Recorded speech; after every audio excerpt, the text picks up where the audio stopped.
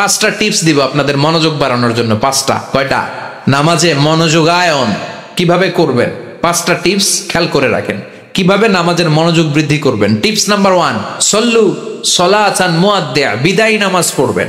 মনে করবেন হতে পারে আজকে এই নামাজটাই আমার জীবনের শেষ নামাজ, তাহলে প্রতিটা নামাজের সময় আমরা এই কথাটা ভাবি না কেন যে হতে পারে এই নামাজটাই আমার জীবনের শেষ নামাজ, হতে পারে আজকের এই সেজদাটা আমার জীবনের শেষ সেজদা। চিল্লায় বলেন ঠিক কিনা?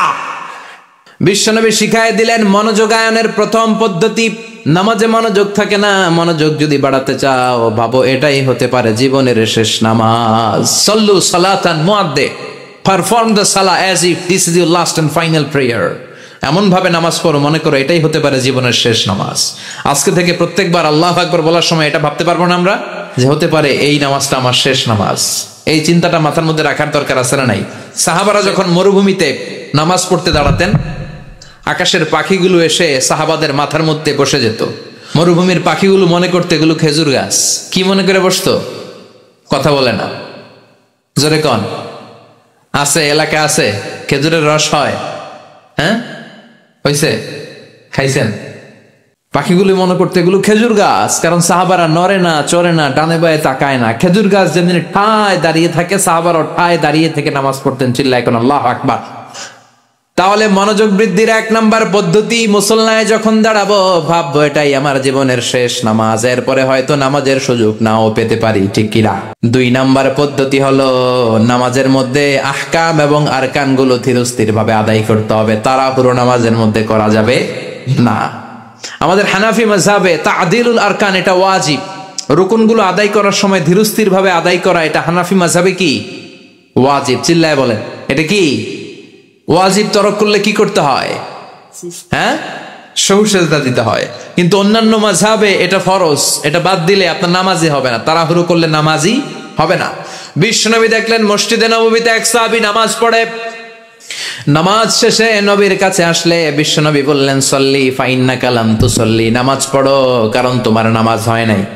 সাহাবী আবার পড়লেন, আবার আসলেন, বিশ্বনবী বললেন সল্লি ফাইন্নাকা লাম তুসল্লি, নামাজ পড়ো তোমার নামাজ হয় নাই। সাহাবী আবার নামাজ পড়ে আবার নবীর কাছে আসলেন, বিশ্বনবী বললেন সল্লি ফাইন্নাকা লাম তুসল্লি, নামাজ পড়ো নামাজ হয় নাই। এবার সাহাবী এসে বলে ও নবী 3 বার পড়লাম, নামাজ আমার হয় না, এর চেয়ে ভালো নামাজ আমি পড়তে জানি না। বিশ্বনবী বললেন তাহলে আসো আমি শিখাইয়া দেই। যখন নামাজে দাঁড়াবা ধীরস্থির ভাবে দাঁড়াবা, রুকুতে যখন যাবা পিঠটারে টান টান করে সোজা করে দিবা। বিশ্বনবী যখন রুকু দিতেন বিশ্বনবীর পিঠটা একেবারে স্ট্রেট ফরওয়ার্ড। সাহাবারা বলতেন বিশ্বনবীর রুকু দেওয়া পিঠের উপরে যদি পানি ভর্তি একটা গ্লাস রেখে দেওয়া হয় পানিগুলা কাঁপবে না, গ্লাসটাও পড়বে না। সুবহানাল্লাহ। তার মানে বিশ্বনবীর রুকুর পিঠটা কেমন ছিল? Straight forward. বিশ্বনবী বলেন রুকু থেকে দাঁড়াবা ধীরস্থির ভাবে দাঁড়াও, আবার সেজদায় গেলে ধীরস্থির ভাবে যাও। আমাদের দেশে অনেকে রুকু থেকে কোন রকম মাথাটা তুলে আবার সেজদায় দৌড় মারে, আছে না নাই? লক্ষ্মীপুরে নাই, এদিকেও আছে। 2 সেজদার মাঝখানে ধীরস্থির ভাবে বসা হচ্ছে ওয়াজিব। অনেকে এক সেজদা থেকে কোন রকম মাথাটা একটু উপরের দিকে উঠিয়ে আরেক সেজদায় মুরগির মতো ঠোকর মারে, এরকম তো এদিকে নাই না? আবার অনেকে ইমাম সাহেবের আগে দৌড় মারে, আছে না নাই? ইমাম সাহেব সামি আল্লাহু লিমান হামিদা বলে দাঁড়াইছে, ওনার আর সহ্য হয় না, উনি আগে সেজদা দিবে কিন্তু ইমামের আগেও যাইতে পারে না, মাঝখানে যাই হ্যাং হয়ে থাকে, আছে না নাই? মোবাইল মাঝে মাঝে হ্যাং হয় না, মানে সামনেও যায় না পিছনেও যায় না। তো ওনারাও ইমামের আগে সেজদায় যাবে, তো ইমাম যাইতে পারে না উনিও যেতে পারে না, মাঝ অবস্থায় যায় কি হয়? হ্যাং। হ্যাং হইবেন আপনারা? হ্যাং হওয়া যাবে না। তাহলে মনোযোগ বাড়ানোর 2 নাম্বার পদ্ধতি হচ্ছে কি করবেন? ধীরস্থির ভাবে। There is no rushing in সালাহ, there is no hastiness in সালাহ। নামাজের মধ্যে কোনো তাড়াহুড়ো নাই, তাড়াহুড়ো করলে এটা নামাজ হয় না। এমনকি নামাজের দিকে বিশ্বনবী তাড়াহুড়ো করে যেতেও নিষেধ করেছেন। ইদা উকিমাতিস সালাহ, নামাজ যখন শুরু হয়ে যাবে ধীরস্থির ভাবে যাবেন, তাড়াহুড়ো করে যাওয়া যাবে না। 3 নাম্বার পদ্ধতি জামাতে পড়বেন, তাহলে মনোযোগ বাড়ায় দিবে কে? বিশ্বনবী বলেন সালাতুল জামাআত আফদলু সালাতাল ফারদি বি27 দারাজা। একা একা নামাজ পড়লে যতটুকু সওয়াব হয় জামাতে নামাজ পড়লে 27 গুণ বেশি সওয়াব হয়। জামাতে পড়ার দরকার আছে না নেই? জামাতে বললে আর মনোযোগ এদিক সেদিক যায় না। সবাই আল্লাহু আকবার, আমি আল্লাহু আকবার। সবাই আসসালামু আলাইকুম রাহমাতুল্লাহ, আমি আসসালামু আলাইকুম রাহমাতুল্লাহ। মন আমার এদিক সেদিক যাওয়ার সুযোগ আছে? কম, ঠিক কিনা? 4 নাম্বার, নামাজে যা বলেন অর্থ বোঝার চেষ্টা করেন।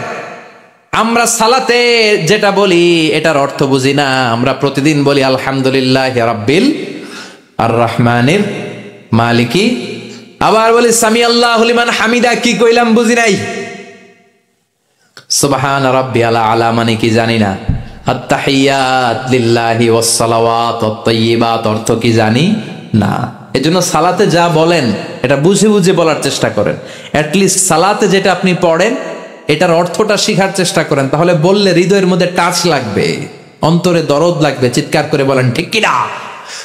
5 নাম্বার পদ্ধতি, নামাজের মধ্যে যে সুন্নাত গুলো আছে সুন্নাত গুলো আদায় করবেন, তাহলে নামাজের মধ্যে মনোযোগ বাড়াইয়া দিবে কে? হাত তোলা সুন্নাত তোলেন। রফউল ইয়াদাইন যদি করেন, অভ্যাস যদি থাকে, বারবার হাত তোলা তুলেন, প্রতিবার তুললে 10টা করে সওয়াব। আমিন বলবেন, যে মসজিদে জোরে জোরে বলেন, আস্তে তো আস্তে বলেন, কিন্তু বইলেন, বলার দরকার আছে না নাই? বিশ্বনবী বললেন ইদা আম্মানাল ইমাম আমিনু, ইমাম যখন আমিন বলে তোমরাও আমিন বলো, কারণ তোমরাও যখন আমিন বলো ফেরেশতারাও আমিন বলে। তোমাদের আমিন ফেরেশতাদের আমিন যখন মিলে যায় তোমাদের জীবনের সব গুনাহ মাফ করে দেয় কে? এজন্য আমিন জোরে কোন বাস্তে কোন বলবেন, এটা ছাড়বেন না। তাশাহুদের মধ্যে আঙ্গুল তুলবেন, হয় নাড়াবেন নয় তুলে রাখবেন, এটা সুন্নাহ। আশাদ্দু আলা শাইতান মিনাল হাদিদ, শয়তান রে লোহা দিয়ে পিটাইলে যত কষ্ট পায়, তাশাহুদে বসে এই আঙ্গুলটা নাড়ালে এর চেয়ে বেশি কষ্ট পায়। সুবহানাল্লাহ কইবেন না? এজন্য মুরাআতুস সুনান, সুন্নাতগুলো মানার চেষ্টা করেন। সালাতে মনোযোগ বাড়ায় দিবে কে?